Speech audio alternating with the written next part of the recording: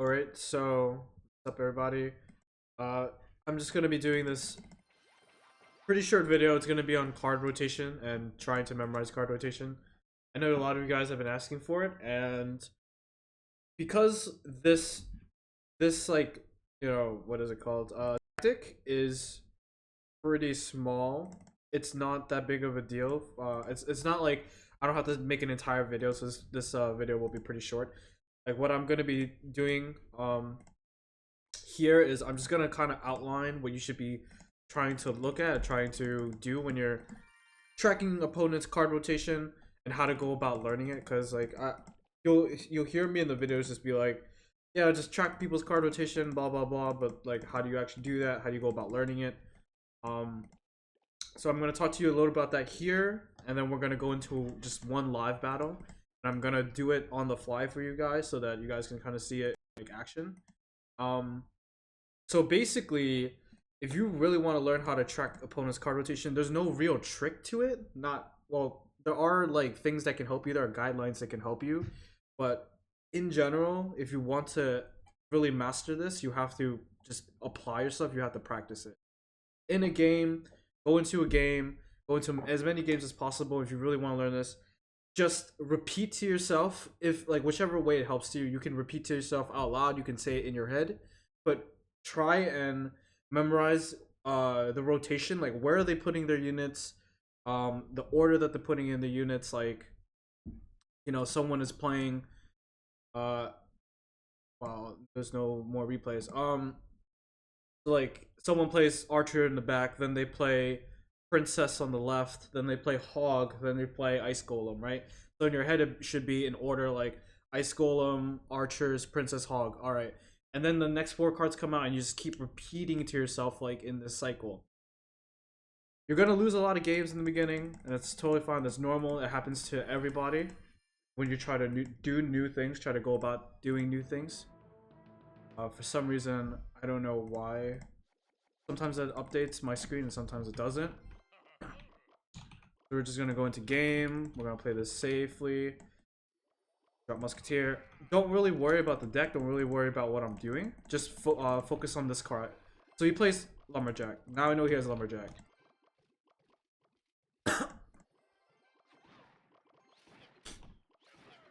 Keeping in mind Lumberjack, now I know that he has Mega Minion. So now it's Lumberjack and Mega Minion. Now he has Elite Barbs.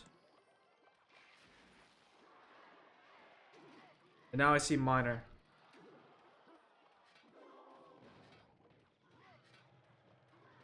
Alright, so time to review. Lumberjack, Mega Minion, Miner, E-Barbs. That means he's shown us 4 cards. And we need to see his next 4.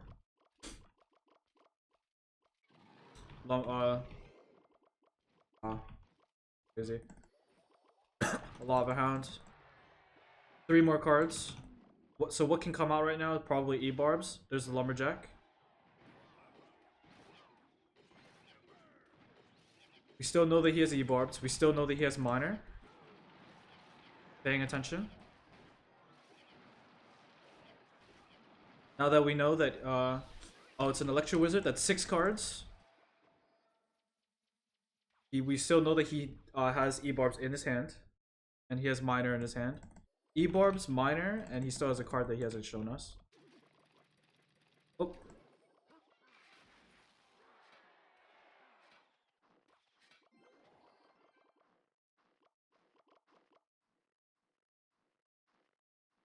I think I'm just gonna...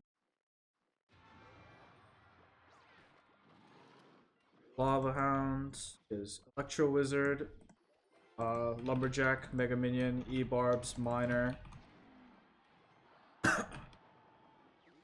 There's a Lumberjack. I'm probably just gonna play this safe. Drop Elite Barbarians here. Drop Mega Minion here.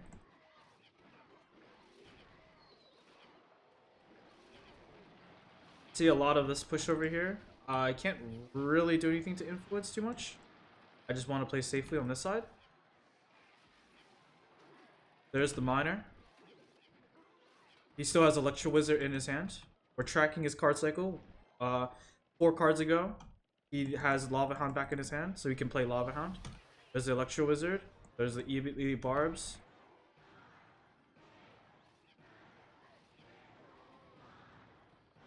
Hmm. What can he play right now? He can play Mega Minion. He can play Miner.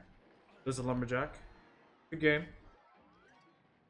I think he played Zap. I'm not sure.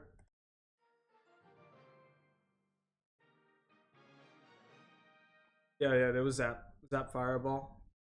I don't remember him playing Fireball. Did I see Fireball? Or was I just not paying attention? Let me see. I'm gonna go through this really quick just to see the Fireball.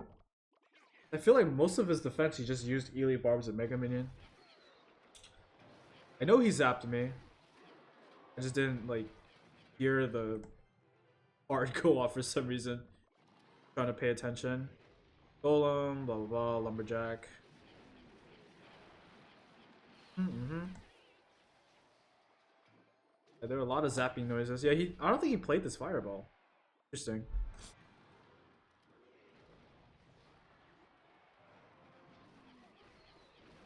Oh, he did. He did. He fireballed over here.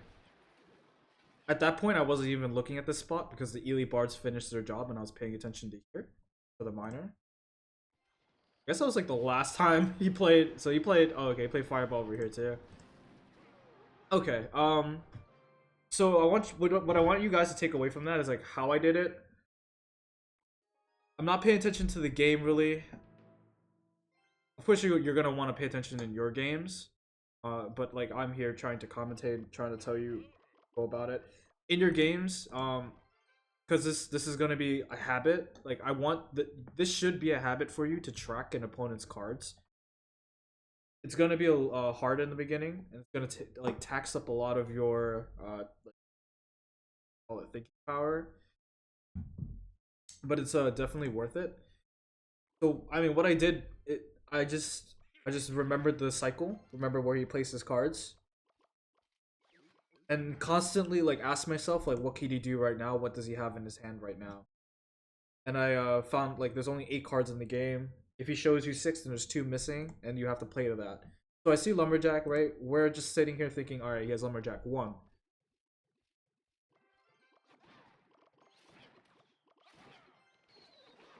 Mega Minion 2. Lumberjack Mega Minion. Elite Barbarians 3. I see Miner 4. Even if the game is going on right now, I know you're probably gonna be like, oh, but he's like pressuring me so much. You can still just sit here and be like, all right, let me log this and let me go over the cycle again. So we go again, Lumberjack, Mega Minion, E-Barbs, Miner. It helps, for me, it helps me to remember by like kind of remembering where they placed it and what order they placed it. Now I know that he showed me 4 cards. He showed me 4 cards, which means that any card that comes out right now is going to be a new card. He uses entire rotation, basically. Drop Muskie. Shows me Lava Hound. 5 cards now. Lumberjack, Mega Minion, E-Barbs, Miner, Lava Hound. 5 cards is 3 cards left.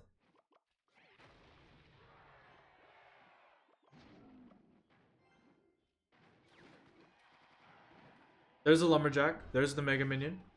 Cards that I know already.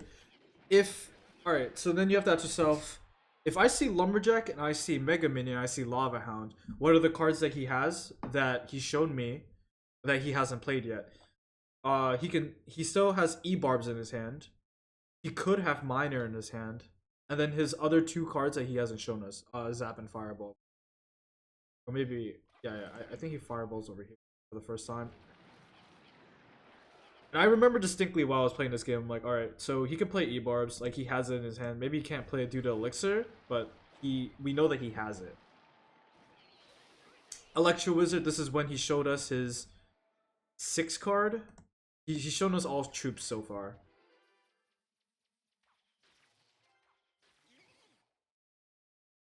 Alright, review. Again, review. This is how many times you have to do it. Lumberjack, Mega Minion, E-Barbs, Miner, Lava Hound, Electro Wizard.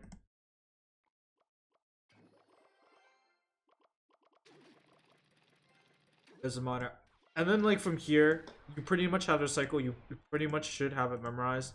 Now you see Miner. He's still holding E-Barbs because he hasn't played it yet for this entire time. Um, it's okay to deduce that he has Lava Hound again because he played Lava Hound first, and then he defended with Mega Minion and Lumberjack, which tells us that Lumberjack and Mega Minion are behind in their cycle.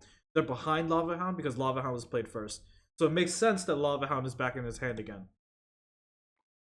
There are like little shortcuts that you can kind of use to help you. The shortcuts are basically like understanding a little bit of deck building. Most decks have one win condition, one like main win condition. Some have two, but you don't have to worry about that. Like this deck, win condition is Golem, right? Uh, most decks have a building. The building would be in this deck like a Elixir Collector or a Cannon or Inferno, and then they have like two spells. The two spells are usually going to be like Poison, Zap. Sorry, not Poison. Zap Fireball, Zap Log, Log Poison, Log Fireball. Like that cuts down another two cards. And then you have like support troops, or you have very popular cards in the meta like Ice Golem that helps you lower it down too. Like they have Ice Golem, they have Musketeer, that they're using, I don't know, Dark Goblin, Hog Rider. So by doing that, it'll help you track what they're doing. It'll help you track just like card cycles. So a little bit easier. So you're not like putting so much pressure on yourself. But I will just keep stressing to you that really push yourself in these games. Try and make it second nature. If you fail at it at the first time, if you fail at it for the fifth time, if you fail at it for the 10th time, just keep working at it.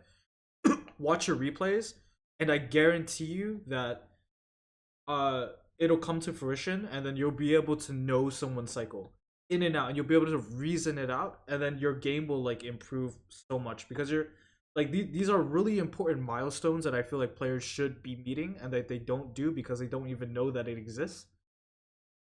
Because there's no like tier system in Clash. There's like in League of Legends or in StarCraft you have tiers like you're a master player, you're a grandmaster player, you are a challenger.